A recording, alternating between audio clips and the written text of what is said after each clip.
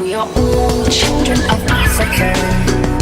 Children of Africa. They say this is where it all began. This is where it all began. In a parched African landscape, man first put his foot to the ground, to the ground, to the ground, to the ground. Africa was our only home for tens of thousands of years, until a small handful of people made their way. Ocean of Africa. These beings with soaring imagination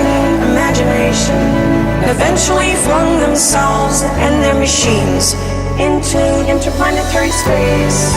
These beings with soaring imagination eventually flung themselves and their machines into